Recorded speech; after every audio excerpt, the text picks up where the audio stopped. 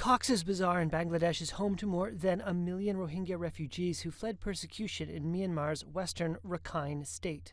But now it appears that thousands of Rohingya refugees have been recruited by militant groups, and some are heading back across the border into Myanmar. Among them was a man who calls himself Rafiq. His face is obscured to protect his identity. A lot of us gathered on the other side of the river. We went to fight. We fought for God, not to show off to anyone. We were leading a peaceful life here, living on refugee rations. Still, we went over because we believe we have rights in our own country. We have a right to live in Rakhine. The Rohingya are a mainly Muslim group that is the world's largest stateless population. They began fleeing Myanmar in 2016 to escape what the United Nations calls a genocide at the hands of Buddhist-majority Myanmar's military. Following a military coup in 2021, a long-running rebellion involving a complex array of armed groups has gained ground. Now it appears Rohingya fighters have entered the fray. What is unusual is that many have joined groups that are not fighting against Myanmar's military. Instead, they are loosely allied with their former military persecutors. That's because the Rohingya groups are fighting against the Arakan Army ethnic militia, which is backed by the majority Buddhist ethnic Rakhine community. Reuters reported this year that the Arakan Army was responsible for burning down one of the largest remaining Rohingya settlements in Myanmar. Reuters also reported that one of the largest Rohingya militant groups, the Rohingya Solidarity Organization, had reached a, quote, battlefield understanding to fight alongside the Myanmar military. It's what could be described as a case of my enemy's enemy is my friend. Abu Afna is one former fighter.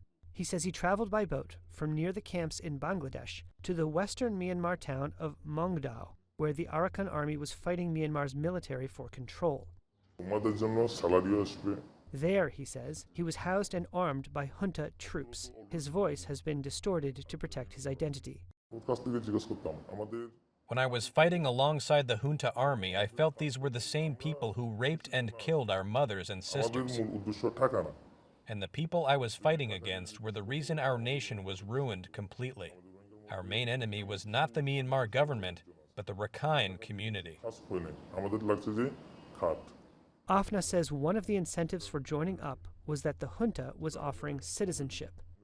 But he says his commander kept promising citizenship cards, but they never came.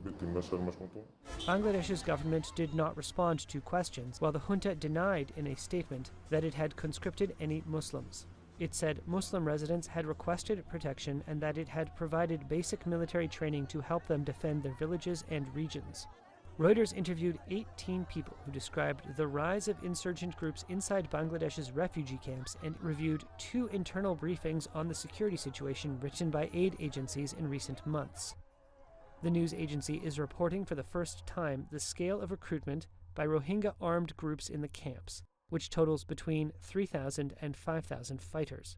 One security source said the emergence of trained Rohingya fighters and weapons in and around the camps is something Bangladesh regards as a ticking time bomb. Some 30,000 children are born each year into deep poverty in the camps, where violence is rife. That's raised concerns that disillusioned refugees could be drawn by non-state actors into militant activities and criminal enterprises.